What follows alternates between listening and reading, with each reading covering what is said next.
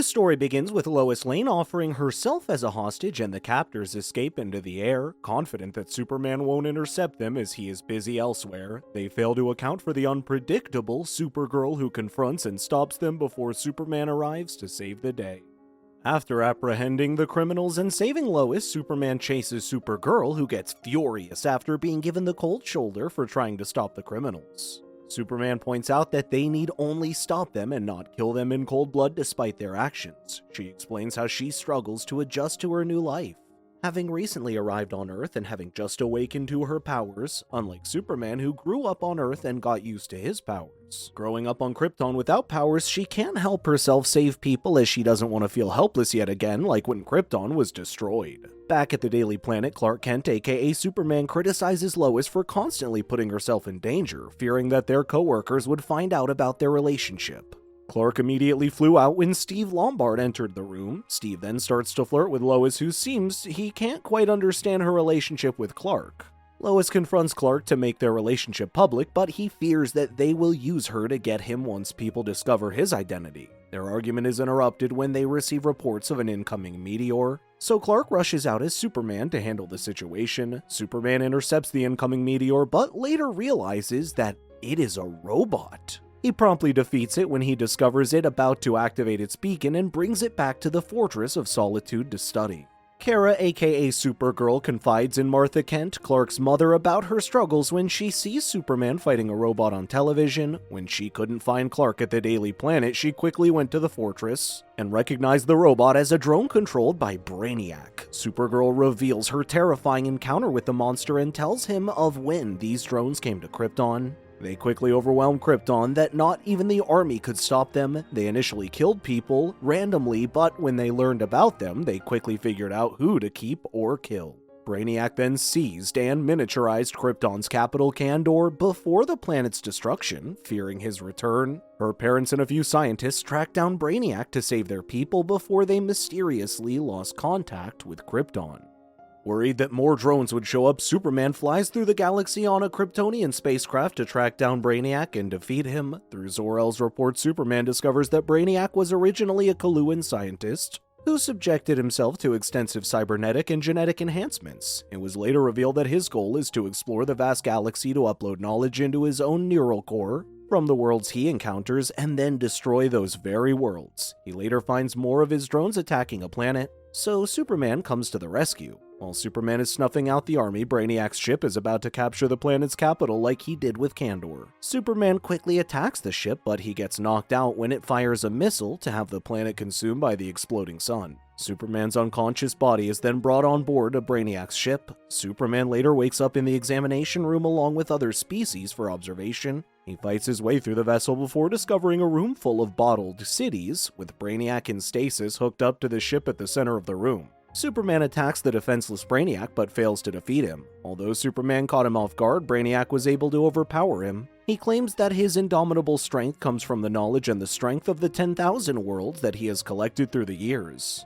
It was later revealed that Brainiac spared Krypton as he knew of its eventual destruction. It confirms their suspicion that Brainiac has been traveling across the galaxy to collect information on all the planets he visited before destroying them. Using his spaceship, Brainiac discovers that Superman has been living on Earth and decides to set a course toward it while trapping him in Kandor along with his people. Inside Kandor, Superman tries to break free, but his strength is waning due to the artificial red sun which weakens Kryptonians. Whenever the prisoners have subversive ideas or conversations, Brainiac's sentries quickly intervene and put them out. Superman may have defeated them easily, but in his weakened state, he was put down instead. He later meets with Alora and Zor-El, Kara's parents, who inform him that Brainiac is constantly watching their every move and listening to every conversation. Zor-El suspects that it's a bug in Brainiac's programming where he wants to know everything there is to know in the galaxy. He explains that knowing everything is impossible as worlds are living things, and their knowledge is constantly growing and changing. He believes that why Brainiac destroys civilizations after studying them so that they cannot change further, thus leaving him with literally complete and up-to-date knowledge of them. Meanwhile, back on Earth, Supergirl is actively helping people worldwide except for Metropolis. People at the Daily Planet wonder if Supergirl's cold shoulder has something to do with Superman's disappearance. Lois then uses Jimmy's watch to call for Supergirl, which sends out supersonic waves that only Superman, and in this case Supergirl, would hear. Lois reveals that she knows about Superman's identity and wonders why she's avoided Metropolis. After learning that she and Superman are dating, Supergirl wonders why he never told her to leave Metropolis, as she fears Brainiac is doomed to arrive on Earth. She explains how Superman discovers the meteor to be a drone, an advanced scout of Brainiac who travels across worlds and collects cities before he destroys it. Supergirl fears that should Superman fall, Earth is doomed to die and that even she is no match for him. Supergirl is still haunted by what happened to Krypton and fears that she's powerless now that Brainiac has set his sights on Earth. Having learned of the situation, Lois then alerts the Pentagon of a possible invasion by Brainiac. Superman explains that he needs to get out as Brainiac is headed for Earth, but Allura and Zor-El wonder what they can use when Brainiac confiscates everything and they have no tools. Superman has no idea who then goes outside and brazenly challenges Brainiac. Detecting subversive intentions, the system sends in its sentries to handle the situation. Superman was expecting them and quickly took them out before they had the chance to retaliate. It was later revealed that Superman had planned to piggyback on the destroyed drones for when the system retrieved the damaged sentries. After getting himself out of Kandor and back on the ship, he quickly secures the bottled Kandor before disabling Brainiac's ship. Seeing Brainiac hooked up to the ship, Superman breaks off a steel bar and restrains him with it. Although he already knew it wouldn't hold him forever, Superman hoped it would keep him long enough for him to destroy the engine room. He hopes that disabling his ship will stop Brainiac from chasing him back to Earth. Superman then returns to Earth and heads straight for the fortress. He explains to Supergirl that although he didn't destroy him, he managed to disable Brainiac's spacecraft as he cannot destroy it given the thousands of cities he had on the ship. He hopes to one day free them and find planets for them to live on while showing her the bottled city of Kandor. The alarms go off from nowhere and they discover that Brainiac has arrived at Metropolis after quickly repairing his ship, much to his shock. Brainiac then sends out his drones on a wide-scale invasion to subjugate the people and kill without prejudice. Superman arrives and destroys Brainiac's drones in sight. He's caught off guard by one of the drones and is pinned against a bus when Supergirl comes and destroys it. Despite their best to fend off Brainiac's drones, Metropolis is seized and encased in a bottle. Superman tries to destroy it, but even his heat vision cannot penetrate the force field or Brainiac's ship. Later, both Superman and Supergirl were quickly captured when they recklessly charged at his ship.